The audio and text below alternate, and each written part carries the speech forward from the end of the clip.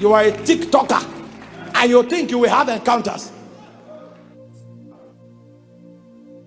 After seeing all the naked people, and then you carry that death in your soul, you want to see the one that dwells in light without corruption.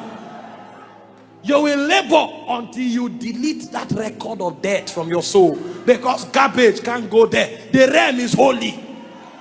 The realm is protected. Did you not read that the moment man fell, God placed a cherub with flaming sword turning on every side? He shields that realm.